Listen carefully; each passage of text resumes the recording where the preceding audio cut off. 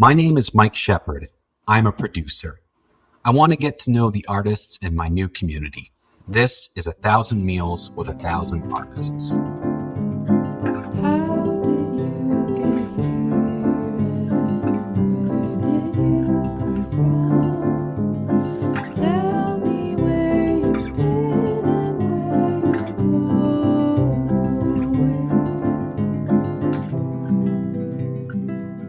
Hello, I'm Sasha Lapointe Lawless, and I am a multidisciplinary artist based in Ottawa.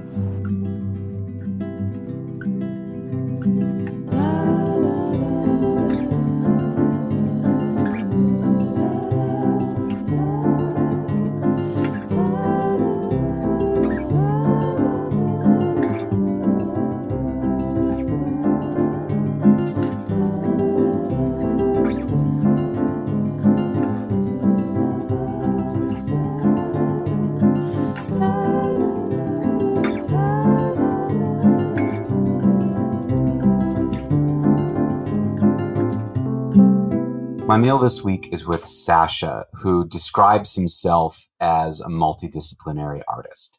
He's somebody that kind of dabbles in a wide variety of art forms. I would say his kind of main focuses are in design, visual arts, graphic design, and that kind of end of it. But he talks a little bit about film and other areas of the arts that he's been getting into. I met Sasha just about, would have been a year and a half ago or so, when we were doing some work with 20 Today, 20 Tomorrow, also known as the Novus Group, on creating more opportunities for youth and exploring ways that youth entrepreneurship could be enhanced in the Ottawa community. Sasha then went off to school to study in Montreal and is now back for the summer. And he's got a really cool project that he's working on. He's basically designed this chair that is a commentary on the world of design and the way chairs get utilized and promoted and sold to people and what kind of mindset goes into that. There's also a fun digital element to it where people can go look at this chair that he describes as the world's worst chair. It's the worst of everything. And you can scan a QR code and it gives you some more information and ways to interact, which is really, really cool. I'll let him explain that further, as of course I will never be able to do it justice the way that he can. It was a really lovely conversation. We had some of the best sandwiches I think I've ever had in Ottawa.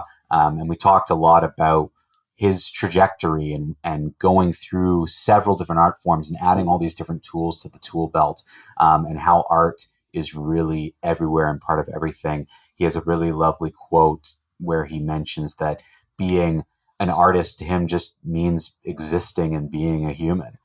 That everyone, no matter if you're participating in arts or not, you're an artist in one way or another. You are creating, you are developing, you are existing and expressing. And what is art but expressing something or telling a story through an act of creation, which is something that a lot of us do have in common. And I really like that our conversations with artists have gone this route quite a bit, where we were trying to define art and finding that it's really an open-ended thing, which is really nice to see. Enjoy my conversation with Sasha as we shared some sandwiches and discussed art in general and where we see it fitting in the landscape of the world. Tell me then more about your art. It's funny because when I think of arts, I don't necessarily think it as like one category of like painting, drawing, or design or film. Yeah. I usually just think it as like one big blob in a way that there's no like necessarily a border between one or the other. Whereas in I've been doing art since I was a kid and putting together aluminum paper models of toilet paper and stuff like that as a kid, and just mushing stuff together and for fun, or making a dinosaur out of that, and not really thinking about it being art or anything specific. And that kind of ethos is kind of carried on until today, where like art is kind of a way just to either kind of relieve stress or at the same time just enjoy it just as a passion. And I guess when I'm making art, I don't really think, okay, I'm going to make a painting or I'm going to make a drawing or I'm going to make a film. I just do kind of like by inspiration, and it ends up being kind of a mishmash of a lot of stuff. Interesting. So you're saying that the idea of what you want to do comes first, and then the how or the tools of art you use is just like, well, what makes sense to do next. Exactly. So a little bit of film. Yep, A little bit of visual arts, Yes, graphic design, obviously. What else? Like, what other things have you done? I've been dabbling with music as well. Really? So everything. You just Exactly, just a bit of everything. I'm gonna go into every art. Exactly. At what level I'm performing at each one is it kind of like I guess one of my professors kind of summed it up very well as like rather than being focused on one discipline and being really, really, really good at just one thing and like mastering the craft of one, I just prefer kind of learning a lot of different things and just the enjoyment of being able to kind of do one thing and then the next day do another thing and just being able to kind of like enjoy the process of learning has been a big driver behind it. Filmmakers in Ottawa have described to me that in order to be successful, you have to know a little bit about everything, about every aspect. So it seems to me like you're taking that approach across all arts where you're dabbling in everything. So if you as an artist have an idea, you have all these tools to use and work on. And the more you do them, obviously, the better you become. Exactly. Like that idea of mastering is interesting because like I think I know this.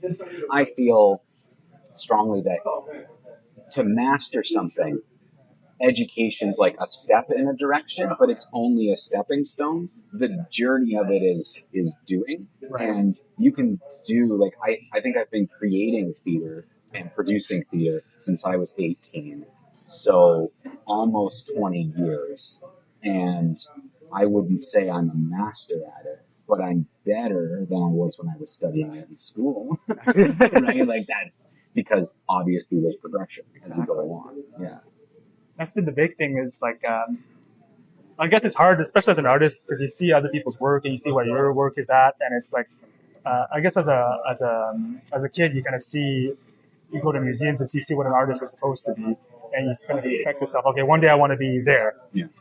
But I guess the more you move on and the more you kind of progress in your art, the more you realize that you're never actually at that point because you're always moving your focus up ahead. Yeah. And like even now when I'm doing art, I realize that there's so much more to learn and so much more to do than I thought there were originally.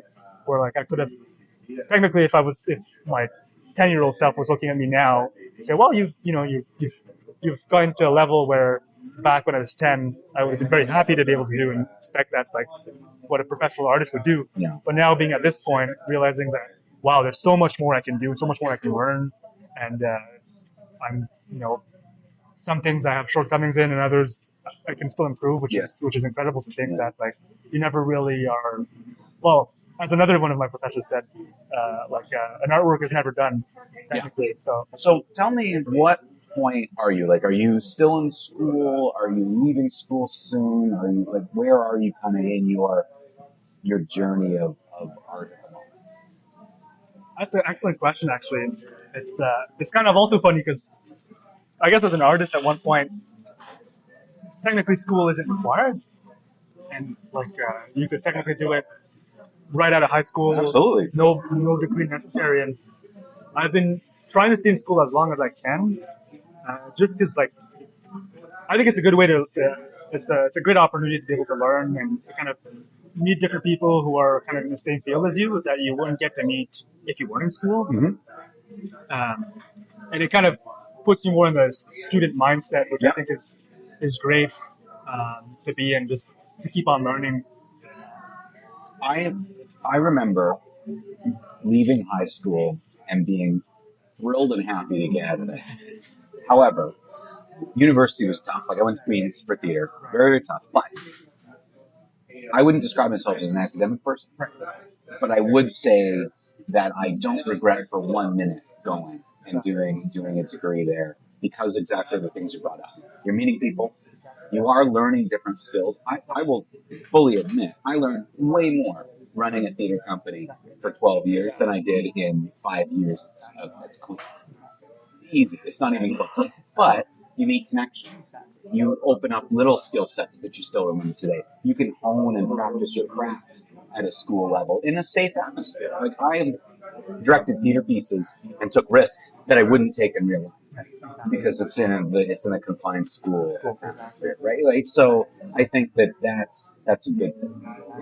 It's kind of like the same approach I took for my latest project, where I've developed a product which theoretically wouldn't be very successful in the real world, but in the framing of a school project and kind of like an independent study, it worked perfectly fine because I was able to take the risks I wanted to. There'd be no per se like financial repercussions where I'm investing in a project and putting everything in it and thinking, okay, if this doesn't go, then my career whatnot. So Well, and what you're saying about school makes so much sense. Like staying in school for as long as you can to take those risks and experiment. Exactly. So when you're ready for like the world, it's like, okay, I know what has worked, Exactly. what hasn't. Yeah, so it makes sense to me, and I think, like you said, you don't need school Right. to be a practicing artist. It's another tool in the toolbox. Right. It's just another piece of the puzzle that if you have the opportunity to go to school, it's always good to add another tool in the toolbox. which I can really understand why people are teachers in a way where they just never want to stop to learn or being in this kind of educational environment where you're dealing with creative people and you're meeting different kind of opinions as well. And I think I realized also I'm not much of an academic person either. Over the years, I've realized that like doing tests and stuff and memorizing hasn't been exactly my piece of cake. But at the same time, I can understand why someone want to kind of like dive into that and just keep on going. Just even if it's just for connections, even like the type of people you meet in that environment, and like in the workplace, sometimes you're kind of confronted to a very narrow-minded. Depending on where you work, at least you might have like you might work for a company that has a specific vision, and kind of your mindset has to match that. But in a school, there's a place for debate and stuff, and differences in opinions, stuff like this. It's really nice. Yeah, absolutely. One downside of school is often it's kind of, to a certain extent, kind of trying to put you in a box or kind of trying to put you on a path, a specific path. Oh, you're going to be employed by this type. But I've been trying to kind of put it at bay as long as I can to kind of stay in that kind of liminal zone where I'm not specialized yet. Yeah. Just to be able to kind of give myself the most freedom as possible. So you have that entrepreneurial spirit about you. You want to make your own thing as opposed to do someone else's thing. Yeah. Which is not something that was natural at the start. I never saw myself as an entrepreneur. Okay. It just came by default where I didn't want to have necessarily, I didn't want to be confined by the boundaries of, for example, a fixed. So is that in the past couple of years? Like Exactly. It's been for a while, but really like where I really wanted to make the jump in the past couple of years when I realized, okay, what am I going to do with the rest of my life, and how am I going to do arts in a way that I can actually, because I know that even if I wasn't in arts, I would still do arts as a side. And so many people have said the same thing. Of all the people like I've met, it's a mix. Some people are making art for a living. Some people have another job, but are still creating art as well. Like, so yeah, it can be part of your life. Exactly, which is why I really don't see that necessarily as a fixed thing, because like art is just kind of like part of my life, almost just like as someone would, I don't know, go to the gym or go for a run or something like that. It's just kind of becoming a part of my identity in a way that like I've always done it. I'll always do it, even if I was. It's funny because there's a point where I thought I wasn't going to be an artist. My first kind of dream passion was science. There's a point where I thought I would become a scientist in the lab. Okay. Yeah. Just, of course, like economically, it makes more sense. Yeah. You get more of a good salary. It's also one of my passions. Arts was always my number one passion, but kind of that science side threw me. Kind of for a while, I was like, okay, maybe I'll do something in science. And after a while, I realized I wasn't enjoying it as much as I thought I would. And I came to kind of like a fork where I realized, do I do something just for the sake of it, or do I do something because I really want to do it? And do I take that jump? And I took the jump, and I decided, all right, I'll go into arts and I'll try it out. And whatever happens. And worst case, I can always find some kind of job down the line. And it's a bit daunting, like being an independent artist and stuff, and like just talking to artists my age and stuff. It's like it's a big not necessarily a concern, but it's interesting to see how people.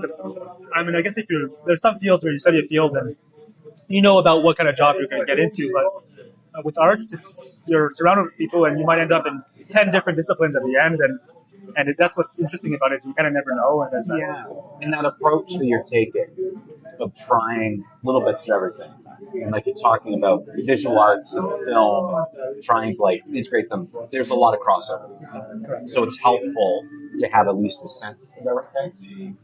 And definitely if I could go back in school, I would have probably tried to take that approach where study the more technical elements of theater and production and creation and try to get a little bit more of a handle on those because it's very helpful even just to communicate with collaborators, right? When you're working on a project, sometimes it's easier to have that same language at least that you're speaking. It's kind of funny because I guess part of the reason why I guess I've gotten involved in so many different types of arts is sometimes I guess I want to do something and I don't have the tool to do it necessarily, and I don't have the patience to go through kind of all the kind of education for one thing. So sometimes I've seen myself kind of jump into something I've never done before and just tried it out, and sometimes it succeeds, sometimes it doesn't, but just the learning experience, kind of trying things that I haven't tried before, that's been really kind of a valuable way to learn, I think, as well. How have you had the opportunity to work on projects that include other people? And if so, what were those like? What's collaborating like to you? It's been really great, actually. What I found particularly great about working with different projects, like I'm thinking of one specific one. I got a chance of working with a professor on a project in Ottawa, actually, called Resonant Currents, which was a ceiling installation done at the Impact Hub down on Slater Street. And essentially what the project was is we kind of did like it was like a curved wood kind of ceiling installation where we each had a section of the ceiling and we kind of curved the wood and whatever. And what was great about that project is not just working with those students, but other types of kind of like disciplines as well. We had one guy was he was studying engineering or something like that, and I had discussions with him doing the project. And what's great about that kind of project is you're able to collaborate with people in different fields as well. And you kind of learn their input on it and their vision on it and how they interpret it.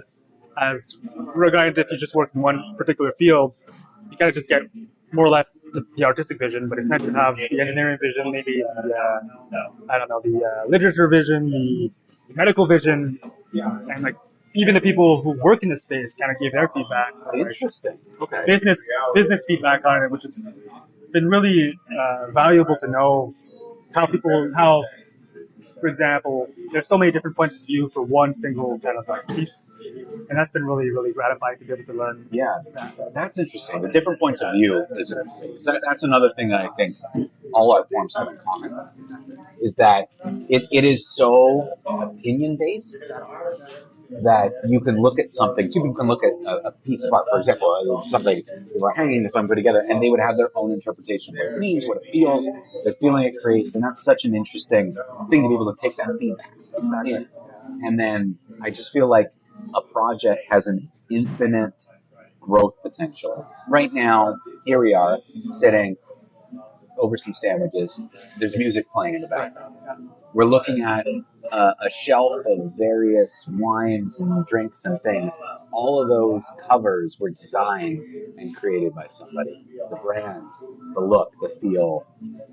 That's all art. So art is, everyone experiences it every single day, but they don't think of it as that. Which is kind of goes back to the idea of just not having necessarily a defined border on art. At the end of the day, kind of being an artist could be just seen as being a person almost, where everyone has a certain kind of artistic existence, but they don't necessarily realize it or whatnot. Whereas art's present everywhere in a way that art doesn't just become art; it becomes part of everyday life. Where, as you said, you don't realize that it's necessarily art, but it's just kind of like there. No, I think it's very intuitive. I think that's really. So I guess if I could reframe my original sentencing, I guess a multidisciplinary artist, I could also just. What I love about art is just being a person. Being a person and kind of expressing myself through art. But at the end of the day, just instead of, I kind of, the idea of like kind of the label of artist is also kind of like, it comes with its own kind of set of challenges as well. Yeah. So I guess just being a creator or a person in general just kind of maybe would sum it up better. Being an artist is like such a vague term. Mm-hmm. And then looking at what I want to do in life, okay, I want to be an artist, but then what is an artist exactly? And like, what does that look like? And just like I guess if you want to be like, my original dream was to be a paleontologist. Oh, really? And I guess you know what that entails is, okay, you're going to be digging for dinosaurs, and that, you know what the end product is. But being an artist is like, I can't even picture it in my head. Do you like that? I kind of do it. I do. I That's do. what I figured, yeah. It's interesting. It's because you never know what's going to happen, and it's kind of a surprise. It might be awesome, or it might be like, oh my god, why did I get into this? Yeah. But that's kind of like maybe the ultimate gamble, but at the same time, I think it's one worth pursuing. I think not every person would feel comfortable with that, Right. right? So I think you're clearly the type of person that says, it doesn't matter what that end goal is, this is the journey that I'm going on. Some people need that end, which is fine, to each his own. But I think the way you're describing it to me, it makes total sense why you're going down the path you're going down. Because you're clearly in a position saying, well, the tool doesn't matter, the direction doesn't really matter. You just know you want to create and develop and express. And that, again, how would you even define art? Well, to me, it's you're trying to express or say something or tell a story through an act of creation. So that can be anything. You create anything. A sandwich. Exactly. Artistry to it. Like there's different elements to it, right? Which I guess I'm really grateful as well, and like very fortunate that I'm able to kind of do that. Yeah. Because it's great to have. I guess not everyone gets to follow their dream, and I guess it's been a childhood dream for me, mine for a long time. And getting that opportunity to be able to do that is just great. And it's like I'm really grateful that I'm able to do it and stuff. And I remind myself almost every day, like, wow, like I'm able to do what I want to do, and like I didn't have to like necessarily compromise or anything, which is I think. I guess it's a great thing to be able to do, really. So this might be a tough question for you, but it's something I like. When I go into this series, I don't have predetermined questions, but one thing I do like to ask people is, what is kind of the next immediate step? Not down into the future, not long way, but if you were to look at the next year in your life and what that's going to look like, what would be the next steps for you as an artist?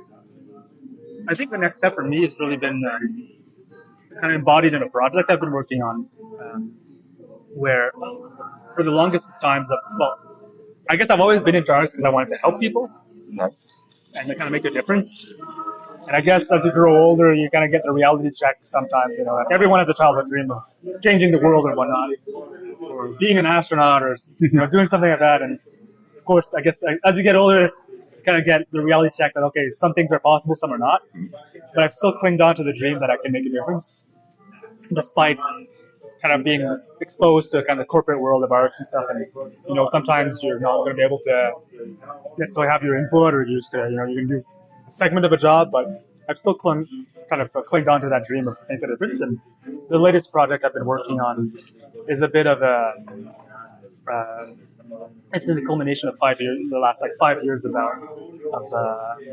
thinking and kind of philosophies behind that. And essentially, what I've kind of come to the realization is, as a designer, it's really hard to want to design stuff when you know that the design world is often based on just purely money, kind of profiteering from people, and like everything is designed to a certain extent to kind of fail. Almost. Like you buy a fridge, it won't last 30 years as it used to be. It'll last maybe 10 years if you're lucky and stuff. And just that concept of like, can I consciously go into that field, knowing that I'm making things that are going to break and fail, or that are trying to, take money from people who are kind of working hard to earn it and stuff. And that's been kind of a big dilemma of mine. Like, how can I be a designer, but live with my conscience at the same time that I can actually do art to help people, not to kind of rip them off and stuff. And the latest project that we're working on is a chair, actually. It's kind of a chair that kind of addresses all these problems. And it's called a Laplace chair. I named after myself, of course, as a parody almost, as the kind of a greedy designer and whatnot. And essentially what I had it exhibited actually a couple months ago. And this is kind of the project I'm still going to be working on for next year. Is how do I, at the same time it's a learning experience, how do I take a project from like purely in my head all the way to kind of the end goal of having it displayed, exposed.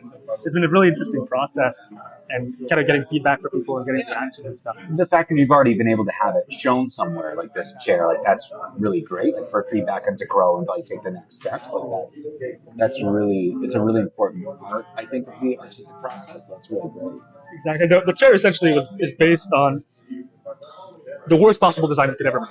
Okay. So it's like the worst chair you could ever buy. Okay. It's actually, each dimension is randomly generated. Okay. And so the chair is completely, the angles are all off. You can't sit on it. It falls. It doesn't hold on itself. It falls on the ground. And it's actually covered in QR codes, where you scan the QR code and it gives you a material, and you can set it as anything you want. So currently the chair is made of 24 karat gold and expensive Italian leather. And it's been interesting to see people's reactions. Because essentially, I'm trying to like make people understand that when you're looking at a product, essentially that's exactly what it's kind of doing. Is to a certain extent, not ripping you off, but we're kind of getting the design world has been kind of like slowly introducing things that aren't as authentic as they should be. Nothing wrong with IKEA, but for example, you might have a sofa made of fake leather, fake wood, fake metal, and the whole idea, the whole concept is essentially not authentic. And then you kind of wonder, well, why is that? And it's kind of gotten me thinking that I think the design world, or the kind of the field that I'm specializing in, more or less, is kind of putting the pressure on people to always have the best product out there, the best, the most developed, the newest one, and that in itself is kind of like driving, I think, society in the wrong way, where you get a lot of waste, you get a lot of pollution, you get a lot of dissatisfaction with your life and stuff. Like, you have to buy the 2024 truck. You can't have a 2006. It's not, you don't feel good about yourself. Your neighbor has one, and all that kind of stuff. And just like, I'm trying to kind of break that apart with this project and showing, okay, like, this is a chair that's been designed to rip you off. It's phony. It's made of fake gold and stuff. And I was just curious to see what the reaction of people would be to that. Yeah.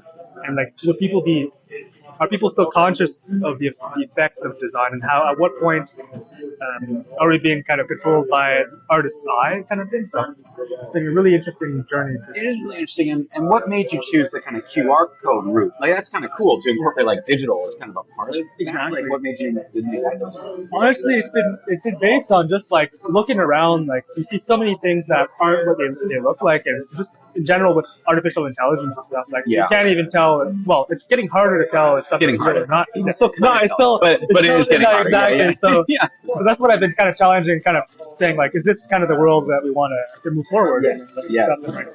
Like, if I'm looking at I don't know, a chair, like, is it a chair? Is it actually a chair? And like, is it still a chair? And like, that's been kind of thing, like, is something still what is like the original is what it's supposed to be? For example, like you're looking at a I'd have to think of an example, but just anything really. You look at a house, you look at a truck, is it still a truck, or has it been kind of lost in like the marketing and all that and stuff, and like, is it no longer authentic in a way that like it's trying to sell itself as something that it's no longer. Yeah, that's really cool. That's it's a very introspective thing, like the thinking about oneself and how you perceive things and how things are shown to you. Because that's one of the things that I always look about, because you're kind of touching upon marketing a little bit. When people market a product and, nothing's built to last. Right. They want you to buy it again and again and again. Yeah. But there's a part of me that's like, I've lived in this world long enough. Right. Their marketing shouldn't be able to trick me. I know this thing's going to break down. I know this thing isn't authentic. I know that. But I find myself at times kind of forgetting that because of the way it's communicated to me. So I like the idea of not only are you asking people to look at like what does this mean to you, and what does this say, but what does it say about yourself? Exactly. Knowing that it's meant to rip you off, knowing that despite I know that, like, if I go shopping for a T-shirt, despite knowing all that, if there's a brand that I see the brand name, I'm still gonna have to go for that, even if I know consciously that they're all made in the same place, they're all the same material. I'm still gonna go for that one, which is like shocking to myself, even like how strong kind of the design industry's grip is on us. Well, and it's branding, it's marketing, it's conveying feelings and emotions that are all there as part of why we make a purchase, why we make a decision. And I think you're right. You have to ask yourself, like, who's at fault? And that's the thing that I think is a really interesting debate and discussion is if someone rips you off, Yeah. are they wrong to do so? Yes. Yeah. But why wouldn't they keep doing it if people Are still buying. are still buying? Exactly. Right? Like that happens. Other people are still buying it. It's like, why wouldn't they produce it? And it's the same argument of like, oh, why is this ticket so expensive? Whatever. Well, people buy it. Yeah. Why wouldn't you make it? Yeah. Like, you can sell it, so why not? I was looking. It's funny actually. The other day, I was watching a TV show on one of the streaming services. I don't know if I should name them, but Yeah.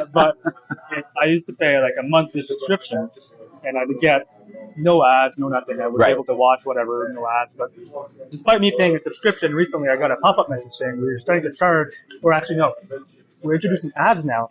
Despite the fact that you're paying for the subscription, we're introducing ads, and if you don't want ads, you have to pay an extra $3. Yeah. And if I don't do anything about it, they'll go ahead with it. And in 10 years, it'll be okay, more and more, Yeah. more. Again and again and Again again. and again and again and again. That's been kind of like concern for me. Is like, so what point is it like how much money do they actually need, and how much like just to sustain the business, and how much is it just pure greed? And as a designer, that's been a massive thing. Is like if I design a chair, how much am I going to sell it for? And like at one point, is it become no longer affordable for someone to get a chair, and to the point that they're going to have to go for a cheaper version, like an IKEA chair, for example, where there's absolutely nothing left. So kind of that, like Yeah. Well, and I think it goes obviously into that broader conversation of how business generally works, because I think time and time again where you see contract disputes, Right. union disputes, business disputes. We just went through in the film industry. There was like the actor strike, the writer strike. exactly. Yeah. One of the points I brought up, and everyone got so mad at me, but I brought it up anyway, was the only one who is going to suffer at the end is the consumer. Right. Like, whatever agreement they come to, Right. the billionaires in Hollywood who are running all the organizations are going to stay billionaires. Right. The millionaires who are the top actors are going to stay the millionaires. The sort of middle class working actor who's just there making business, they're going to stay there. Right. And the ones who are going to suffer are us. Because the reason why their streaming services are going up is because their costs went up. And they don't want to give away profit. So, up the prices. So, it is interesting. It's always interesting to look at that because it'll always come back to the consumer. Right. And eventually, it almost seems like a weird cycle where things will price themselves out of interest. Exactly. Yeah. And then it'll start over again. Well, now this thing's really cheap, and then over years, like you said, every 10 years, It'll go up and up and up and up, and then we'll reset again. Yeah, exactly. And which has been like crazy. It was like at one point I wondered, well, the solution like in my head was easy, like, well, then just don't buy it. Right. But then I realized I put myself in I kind of removed myself from the designer point of view and put myself into the consumer point of view, and I realized, well, what can I actually do as a consumer not to encourage this? I still need to buy food. I still need to get furniture. I still need furniture, and That's right. it's so hard. So what I've told You myself, need it to a certain degree. Right? exactly. Yeah. And what I've told myself is with this chair, I'm trying to infiltrate the design world, where I'm trying to make kind of get enough exposure to kind of other designers might flag to other designers like, wait, this is not supposed to be here. This chair is not supposed to exist in our design world because it's not marketable. And what is this doing here? And that's kind of what I'm trying to do, is kind of shaking up, or trying my best at least to shake up kind of the industry a bit with this chair.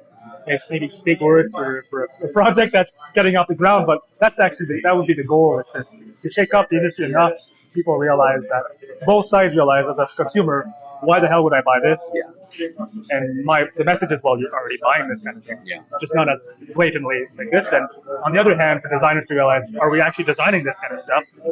And how do we feel about can we live with the fact that we're designing stuff like that? and that's been kind of the bigger picture of that. Very cool. That sounds like a really cool project. And I like that there's longevity to it. Of like, I'm going to develop this over time, and there's lots of opportunities for you to receive feedback and develop. It also keeps me busy. So Yeah, well, that's also good. My last question for you is about Ottawa. I think Ottawa has a lot of potential. But I know fortunately, I think there's a lot of people who have to leave Ottawa and study elsewhere. That is very true. Which is not ideal.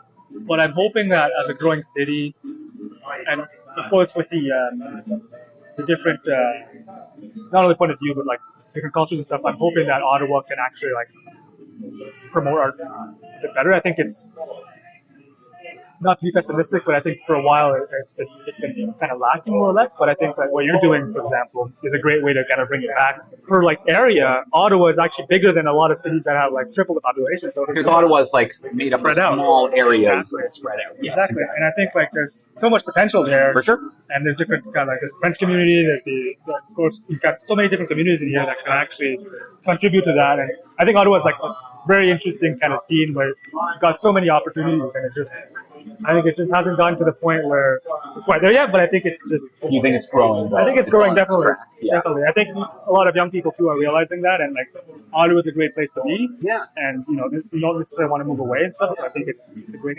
And that's what you need. You need young people to take the mantle of it and charge things forward and to improve and grow things. And I think that you're right.